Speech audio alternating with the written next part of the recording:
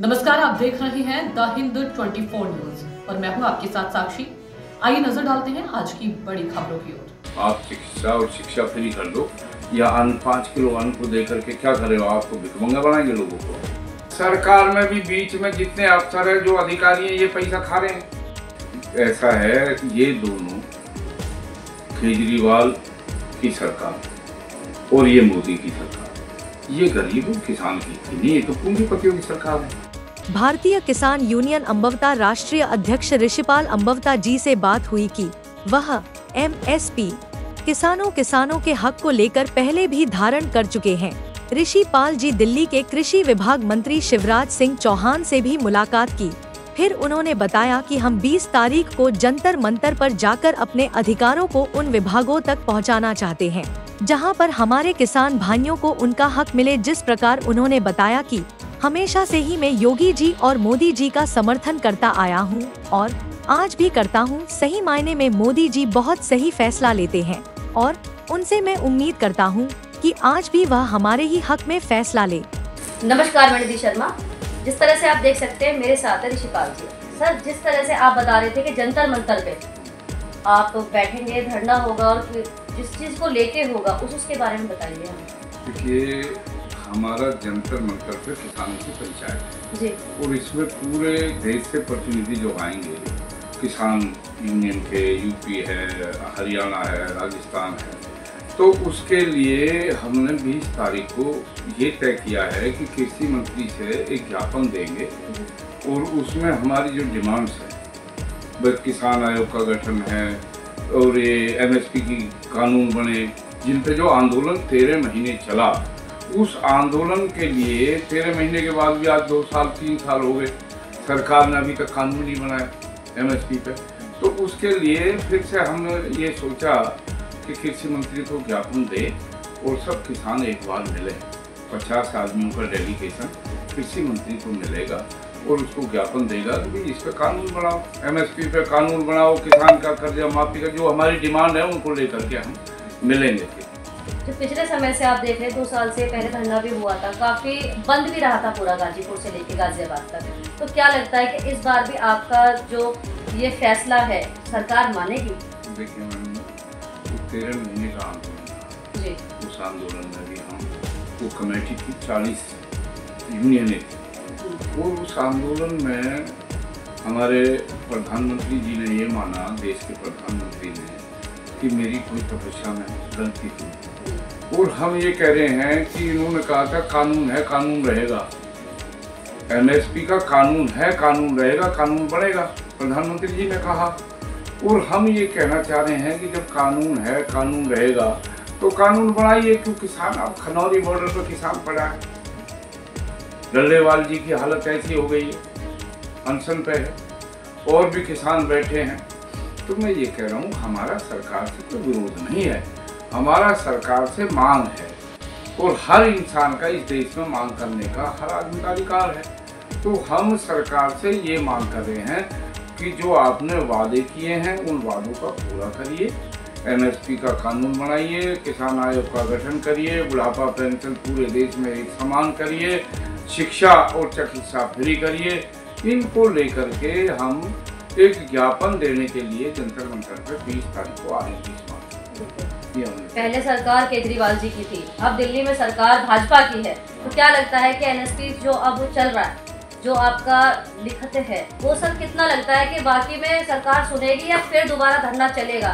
ऐसा भी कुछ है मन में?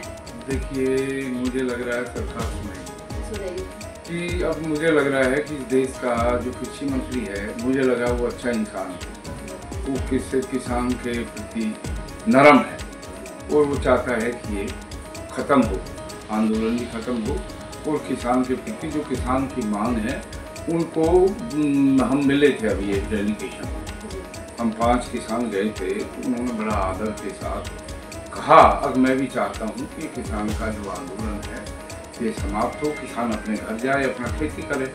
और वो हमें लगा, तो इसी उम्मीद पे हमने जो बात की, तो हमारे किसानों की भी यही मांग थी कि एक बार कृषि मंत्री से मिले।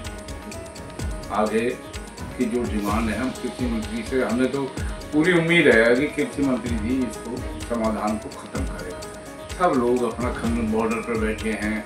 जब MSP का कानून बन जाएगा तो कौन बैठेगा सड़कों पर, किसको शौक है सड़कों पर बैठेगा। तो उम्मीद है अब क्या पहले जैसी नहीं है, अब तो उम्मीद है कि कुछ हल हो जाएगा।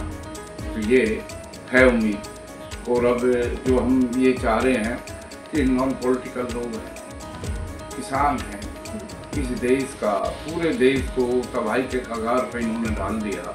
और आज सच्चाई में देखा जाए तो मैं ये कह रहा हूँ कि किसान की इतनी बुरी दुर्दशा हो गई है। आप यहाँ से मैं अभी कोटा बूंदी गया, 5000 तो टोल टैक्स के लिए गाड़ी में चाहिए, कौन आदमी सफर करेगा। कहते हैं कि रोड ऐसे बना दिए हैं, बजट खरीदी नेगेट खरीदी, ठीक है काम किया है, लेकिन इन रोडों के पीछे भी कोई राज है। ये जितने भी हैं ये पूंजीपतियों के गोदामों के लिए जो ये बन रहे हैं, वेयर हाउसिंग बन रही है उनके लिए, हमारे लिए थोड़ी बनाएंगे, ये तो उनके लिए बनाए गए हैं। और यही सारा सिस्टम देश का खराब है। मुफ्त पूरे लोगों को बना रहे हो, किसी को भी जरूरत नहीं है। आप चिकित्सा और शिक्षा फ्री कर दो, या अन्न 5 किलो अन्न को दे करके क्या करे हो, आपको भिखमंगा बनाएंगे लोगों को। इसके लिए मैं इसके विरोध में, मैं इसके विरोध में, इसके फेवर में नहीं हूँ। मैं ये कह रहा हूँ अब जो जरूरत में आने वाली चीज़ है, एक मैं ये कहता हूँ कि कोरा रावण पैदा कर दिया तुमने। अरे बहुत दिन हो गया, एक चीज करिए, आप आरक्षण को समाप्त करिए, आर्थिक आधार पे दीजिए। चाहे कोई गरीब ब्राह्मण है, गरीब जाट है, गरीब गुजर है, गरीब ठाकुर है, जो इस लायक है उसको दीजिए। आरक्षण में जो मौज मार रहे हैं लोग, मैं नहीं कह रहा किसका, उन लोगों का पता लग जाएगा। आरक्षण भी खा रहे हैं भाई, कोटा भी खा रहे हैं और आंख भी दिखा रहे हैं। तो इसको खत्म करें, आरक्षण को आर्थिक आधार पर, जाति आधार पर नहीं होना चाहिए, आर्थिक आधार पर। ऐसे लोग हैं जो गरीब हैं। और आज एक बात बताइए आप, मैं एक कहना चाह रहा हूँ आपके माध्यम से, क्या रामविलास पासवान उसको आरक्षण क्यों? ये महाबली रावण घूम रहा है, मायावती है, इनको आरक्षण की जरूरत है? ये खत्म किया जाए, इसकी भी एक हमारी डिमांड है। हम मांग करेंगे अभी देश के प्रधानमंत्री से, ये बहुत दिन हो लिया, इसको खत्म करिए। आरक्षण खत्म हो, आरक्षण हो आर्थिक आधार पर, जाति आधार पर खत्म। ये जाति के आधार पर कर रखा है जितने भी है। आज देखो मैं ये कह रहा हूँ कि कांग्रेस की सरकार है, इस आरक्षण की तो आधार है।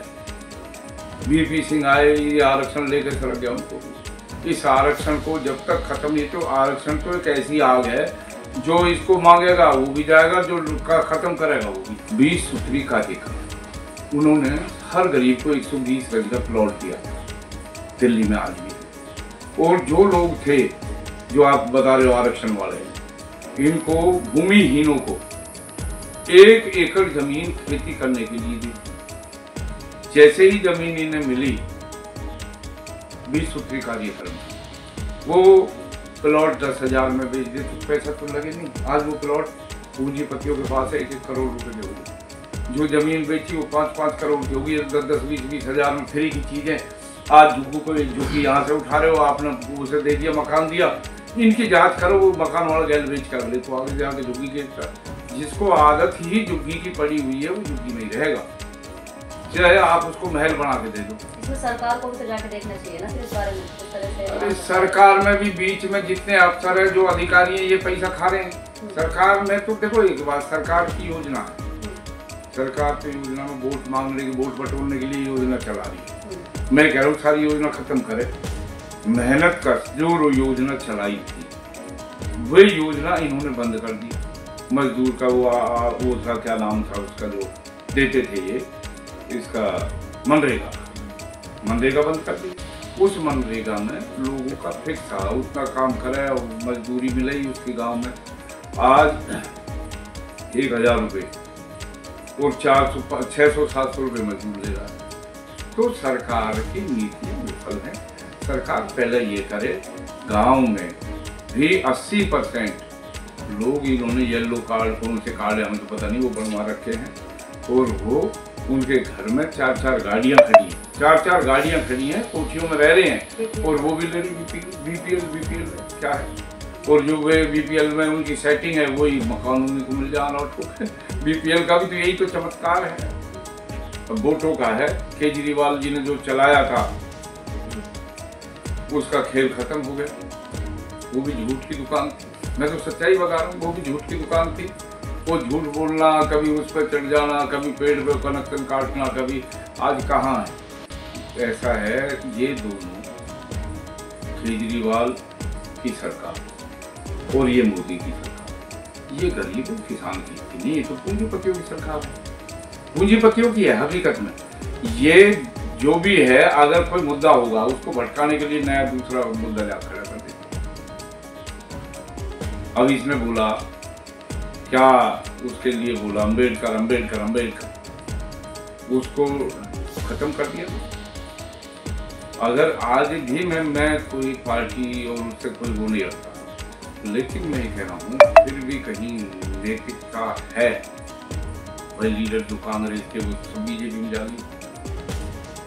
और मैं एक मोदी साहब को, मैं इनको चेताना चाह रहा हूँ, भाजपा वाले हो, अगर जिस दिन भी पलटी मारी गई है, 100 MP हैं कांग्रेस के जो इसमें बैठे हैं बीजेपी में, जिस दिन इन्होंने पलटी मार दी तो मोदी भी और ये भी अमित शाह भी चित है।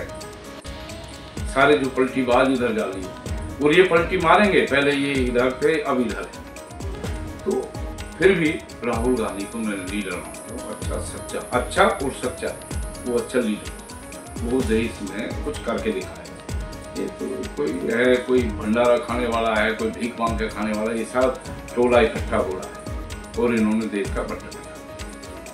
तो जिस तरह से देखिएगा, फिर जाते हैं जंतर मंतर पर, किस तरह से ज्ञापन दे के आते हैं, उसके बारे में भी जानेंगे सर से। मैं निधि शर्मा, द हिंद 24 न्यूज। देखते रहिए द हिंद 24 न्यूज।